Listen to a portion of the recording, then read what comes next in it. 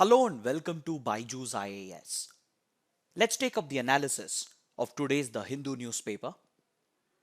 In a historic development, US President Donald Trump has been formally impeached by the House of Representatives. So in today's newspaper, there are multiple articles which covers this important development. We have an article on page number 1. We have a very important infographic on page number 14. And there are two more important articles on page 14. Plus, we also have an editorial on page number 10. So let us begin our discussion by talking about the charges that were brought against US President Donald Trump. But before that, let me provide a couple of important facts, especially for beginners. See, in the United States, there are two main political parties. You have the Republicans and the Democrats. The Republican Party is a right-wing conservative party, whereas the Democrat Party is a liberal left-leaning party. And the second important fact you need to know is that the US Congress, just like the Indian Parliament, is made up of two houses. In the Indian Parliament, we have the Lok Sabha and the Rajya Sabha. Similarly, the US Congress is made up of the House of Representatives and the Senate. If these two basic facts are clear, then we can talk about the charges that were brought against Donald Trump. See, impeachment proceedings against the US President is always introduced in the House of Representatives. These proceedings are introduced by bringing up the charges against the US President. And these charges that are introduced in the House of Representatives, they are technically referred to as articles. In the case of Donald Trump, two articles were introduced in the House of Representatives. The first article dealt with abuse of power. It basically accused Donald Trump of abusing his presidential office. And the second article accused Donald Trump of obstructing the functioning of the Congress. See, the charges of abuse of power has been brought up against Donald Trump because it has been alleged that Donald Trump misused American foreign policy in order to target his domestic political rivals. The allegation is that Donald Trump used American foreign policy and national security policy as a leverage in order to exert pressure on the Ukrainian president to investigate the business dealings of Joe Biden's family in Ukraine. See, Joe Biden is a former vice president of the United States. He is also the Democratic presidential contender for the 2020 presidential elections of the United States. So this makes Joe Biden a domestic political rival to Donald Trump. According to reports, Trump had withheld the military aid that the United States is providing to Ukraine for fighting pro-Russian separatists. So basically, Trump was using the military aid that the US provides to Ukraine as a leverage in order to exert pressure on the Ukrainian president so that he will order an investigation into the business dealings of Joe Biden's family in Ukraine. It has also been reported that Trump had offered to host the Ukrainian president at the White House in return for evidence against Joe Biden's family. So according to Democrats who have brought these charges against Donald Trump, this was an abuse of power by the US president, and it was an abuse of American foreign policy and national security policy in order to target domestic political rivals. So after this scandal broke out, the US Congress had ordered a thorough investigation. But it has been reported that Donald Trump directed the witnesses and the officials of his administration to withhold information from the US Congress. So this basically amounted to the obstruction of the functioning of the Congress. And this is the second charge that has been brought up against Donald Trump. But please remember that the impeachment charges against Donald Trump does not include Robert Mueller's investigation report into the alleged interference of Russia in the 2016 US presidential elections in favor of Donald Trump. So if these charges against Donald Trump are clear, then we can talk about the impeachment process of the US president. See, the impeachment of the US president takes place in two phases. The first phase takes place in the House of Representatives, and the second phase takes place in the Senate. If impeachment proceedings have to be initiated against the US president, then the charges, that is, the articles, have to be introduced into the House of Representatives.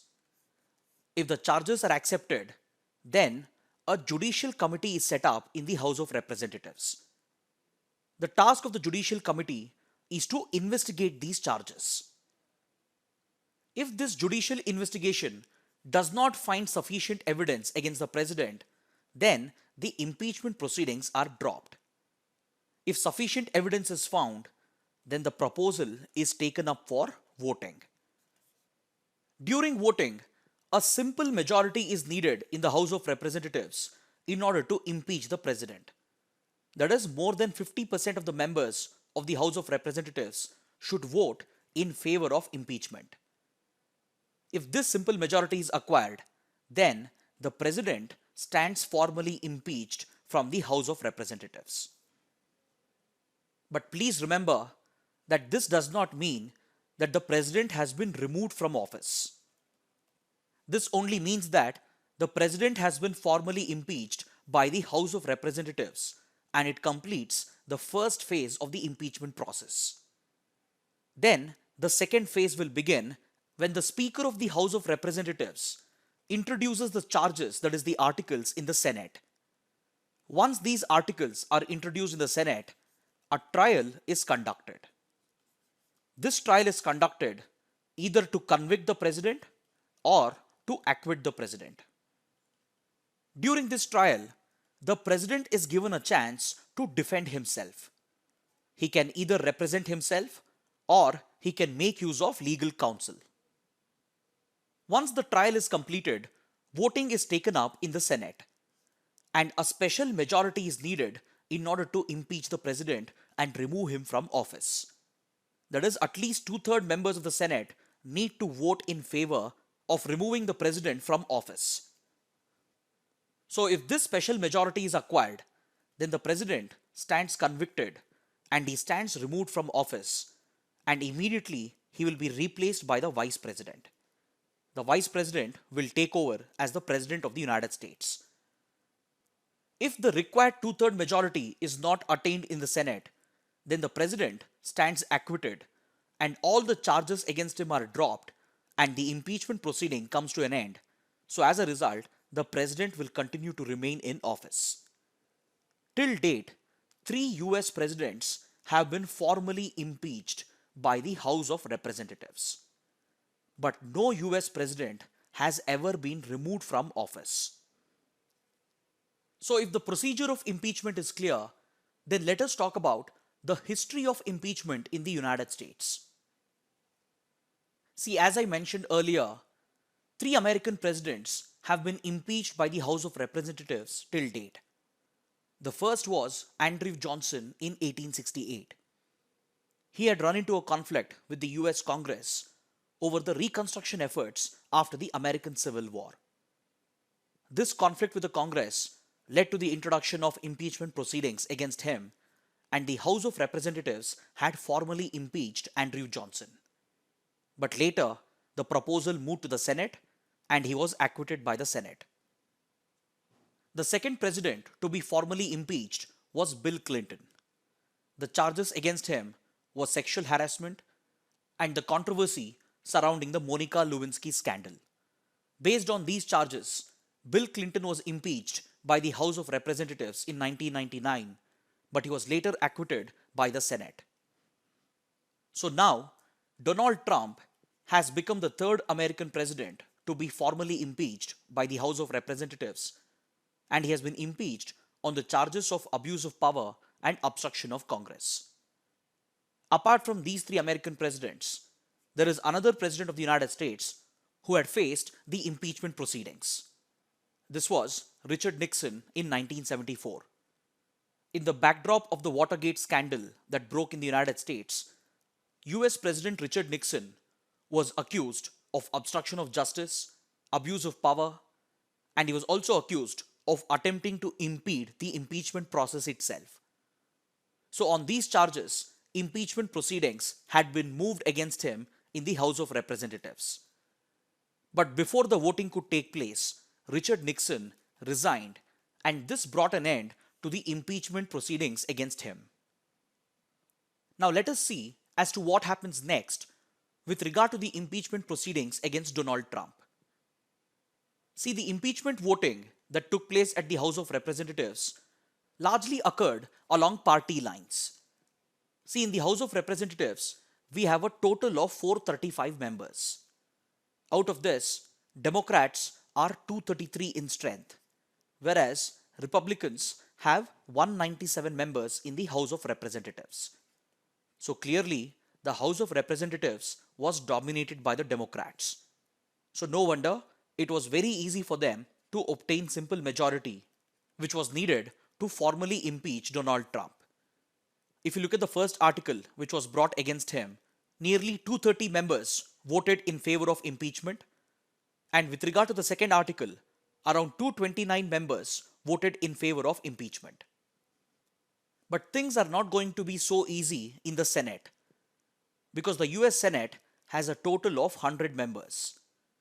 So if special majority has to be acquired, then at least 67 members have to vote in favor of removing Donald Trump from office. But this might be unlikely because the Senate is dominated by the Republicans. There are 53 Republican members in the Senate, whereas Democrats have only 45. And there are 2 independent members who might support the Democrats. So this takes their number to 47. But they would still be short of 20 members. So this would require 20 Republicans voting against their own president. So that's the reason why it is highly unlikely that Donald Trump would be removed from office. Just like Andrew Johnson and Bill Clinton, he would be acquitted by the Senate because the Democrats simply do not have the numbers in the Senate. So if this is the case, and if it is highly unlikely that the Senate would be removing Trump from office, then why did the Democrats go to this extent of impeaching the president in the House of Representatives? In order to answer this question, we need to look at the editorial. See, the Democrats are well aware that it is highly unlikely for the Senate to convict Donald Trump because the Senate is dominated by the Republicans and the Democrats simply do not have the required numbers.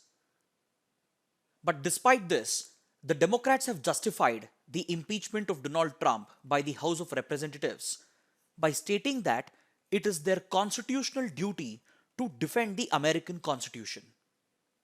According to the Democrats, the American Constitution and the American values have been threatened by the impulsive actions and poorly thought out policies of Donald Trump. So by impeaching the president in the House of Representatives, they are trying to restrain the president from causing any further damage to the American Constitution. And they are also trying to promote awareness amongst the voters ahead of the 2020 presidential elections. Now let us take up an editorial from page number 10, which evaluates the responsibility of the government to maintain public order, that is law and order, and its responsibility to allow the people to exercise their right to peaceful dissent. See, whenever large-scale protests are carried out, there is a very good possibility that these protests could easily spill over into violence. And whenever violence takes place, the government has every right to make use of all legal mechanisms in order to maintain law and order and restore public order. But more often than not, governments tend to stifle right to peaceful dissent and opposition by preemptively imposing Section 144 of the CRPC in the name of maintaining public order. Even when a peaceful protest is called, or even when a peaceful opposition is expressed, the government tries to stifle this dissent and opposition by preemptively imposing Section 144, which is also referred to as prohibitory orders under the Criminal Procedure Code. The government later justifies the preemptive imposition of prohibitory orders in the name of maintaining law and order. So, in this debate between the need to maintain public order and the right to peacefully protest, most governments have misused the provisions of Section 144 of the CRPC in order to stifle dissent and opposition. It is not just the current governments at the center and the state, but even previous governments have frequently misused this provision in order to stifle dissent and opposition in the name of maintaining public order. So, in order to prevent the misuse of this provision, the Supreme Court had laid down a few guidelines which acts as a restraint on the powers of the executive while imposing Section 144. The Supreme Court has said that the imposition of Section 144 has to be reasonable and minimal. The application of Section 144 has to be minimal and it should be specific to a location or a particular situation. So this means that the Supreme Court is in favor of allowing peaceful protests without the preemptive imposition of Section 144. This also means that Section 144 cannot be imposed across the state or across the country. You cannot have blanket imposition of Section 144. But despite these guidelines of the Supreme Court, the state government of Uttar Pradesh, Karnataka, and a few other states, they have provided for a blanket imposition of Section 144 in order to preemptively counter the protests that are taking place around the country against the controversial Citizenship Amendment Act. See, if you look at the massive protests that are taking place around the country, by and large, they have remained peaceful. Yes, there have been sporadic incidents of violence being reported. For example, violence has taken place in Lucknow, parts of Gujarat, in Mangalore, etc. And any such violent incident is simply unacceptable in a democracy. The government and the police have every right to take strict action against such miscreants who are using violence in the name of protests. The protesters definitely have a responsibility to protest peacefully without resorting to violence. But the possibility of violence during protests cannot be the reason for the government to preemptively suppress the protest itself. That too when the protests are largely peaceful. This is where the editorial says that allowing peaceful dissent is the hallmark of a democracy. If the protesters are willing to abide by the law of the land, then the government has a responsibility to uphold their right to a peaceful dissent. For example, if the protesters have obtained prior permission from the police, and if they have intimated the police about the duration of the protest, about the number of protesters that are likely to be expected, then in such cases, the government needs to allow the protest to take place. Because under such conditions, it is highly unlikely that the protest will spill over into violence. Even if there is violence during such protests, the police can easily contain and manage the situation because the conditions have been predefined and approved by the state. In this context, it is important to recollect a recent statement made by former President Pranab Mukherjee. Just a few days back, he had stated that if a government is stifling peaceful protests and if it is unwilling to listen to opposing arguments, then that marks the beginning of the end of a democracy. Now let us take up a related article from page number 13, which helps us understand why Section 144 has been frequently misused by most governments. See, Section 144 of the CRPC is prone to abuse and misuse because it suffers from colonial hangover. Post-independent India has borrowed this provision from colonial laws which were designed to suppress the freedom struggle by stifling dissent and opposition. Since the provision is drawn from colonial era laws, its colonial hangover can be felt even today.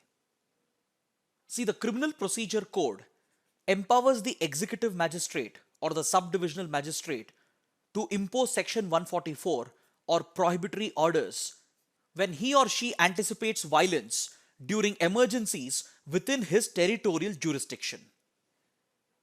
So Section 144 of the CRPC provides these extraordinary powers to the executive magistrate or the subdivisional magistrate in order to prevent loss of life and public property during emergencies.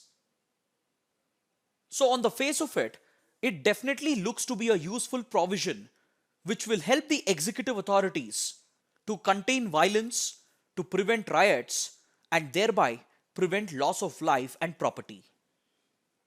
So once the prohibitory orders are put in place, it prohibits the assembly of 4 or more people in that area. It prohibits public meetings and public rallies, and it prohibits the public from carrying weapons in that area. And if anyone is found to be violating these prohibitory orders, they could be detained by the police and they could even be punished with a jail term. So on the face of it, it definitely looks to be a useful tool in the hands of the executive authorities in order to prevent violence, riots, and any damage to life and property. And upon this, a few restrictions have been put in place in order to prevent the abuse of this provision. The law itself, and as well as various observations of the Supreme Court, has provided for these restrictions. Accordingly, Section 144 has to be used by the executive authorities only under reasonable circumstances, and its application has to be minimal and specific to a location or a particular situation. So the law and the Supreme Court does not encourage the blanket imposition of Section 144. Apart from this, the law provides for a few conditions in order to prevent the abuse of this provision. The law mandates the executive authorities to provide prior notice before Section 144 is imposed. It mandates the executive authorities to provide an opportunity to the aggrieved person to be heard. And once the situation calms down and once Section 144 has been revoked, the government is supposed to carry out a review of the police actions and the actions of the executive authorities.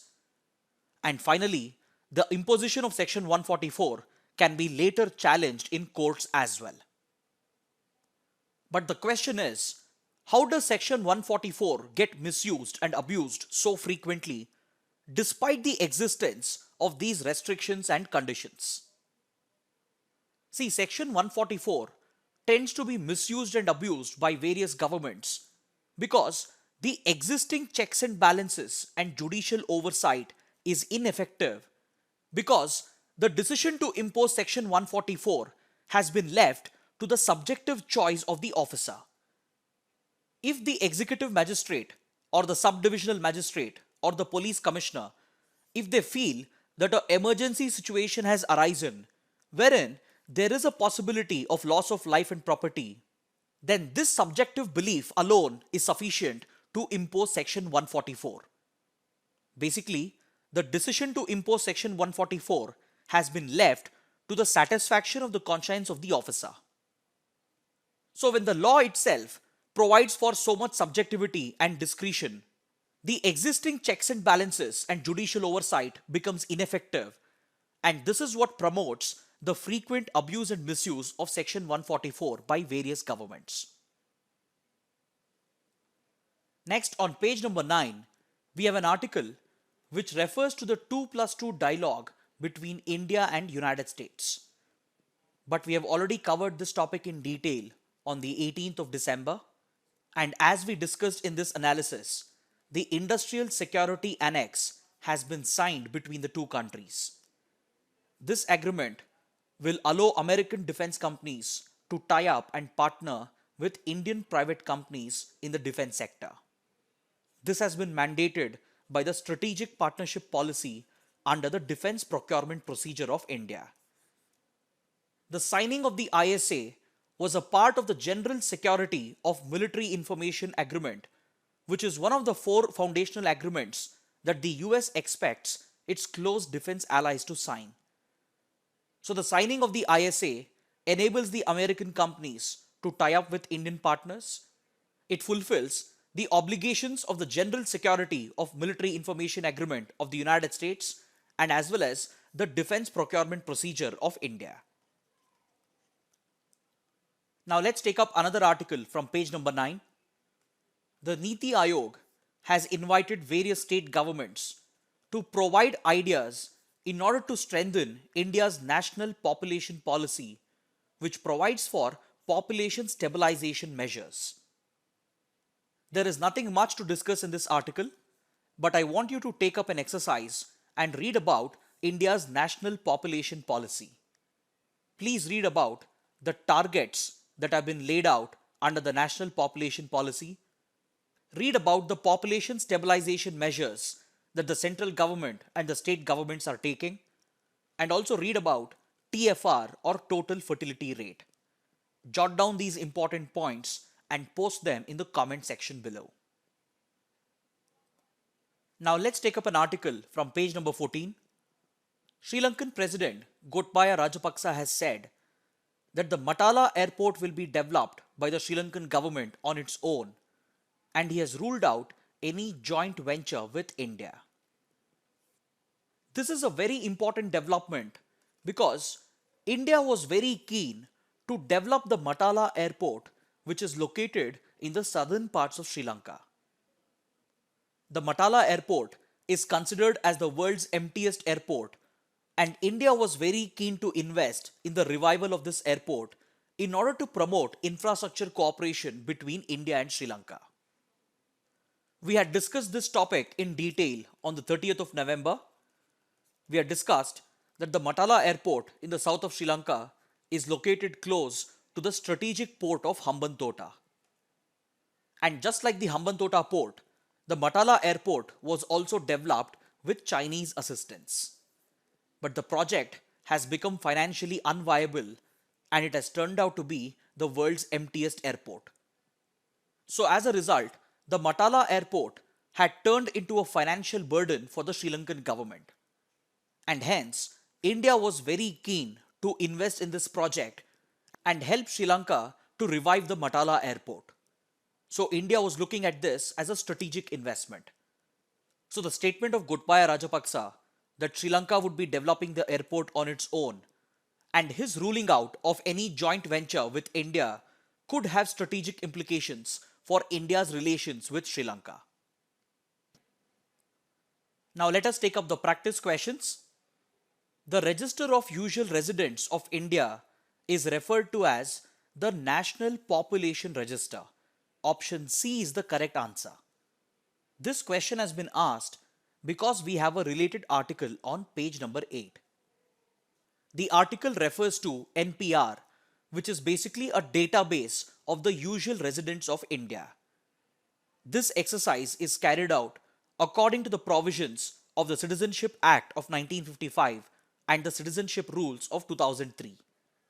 These provisions define as to who is a usual resident of India. According to this definition, any person who is residing in a particular place in India for the last 6 months, or the one who is intending to stay in that place for the next 6 months, he or she is defined as a usual resident of that particular place. And according to these rules, it is mandatory for every usual resident to get himself registered under the National Population Register. Under this exercise, both the demographic details and the biometric details of the usual resident is captured. Now let us take up the second practice question. As a part of commemorating the 150th birth anniversary of Mahatma Gandhi, which country has instituted the Gandhi Citizenship Education Prize? The correct answer is option C, Portugal. This question has been asked because we have a related article on page number 9. The Portuguese Prime Minister is currently on a visit to India to take part in the commemoration of the 150th birth anniversary of Mahatma Gandhi. During this visit, the Portuguese government has announced a new prize known as the Gandhi Citizenship Education Prize. And the first edition of this prize would be dedicated to animal welfare. Now let us take up the third practice question. The term Operation Twist which was recently in news, refers to an RBI's initiative to ease long-term interest rates by simultaneously selling and purchasing government bonds under open market operations. Option C is the right answer. This question has been asked because we have a related article on page number 15.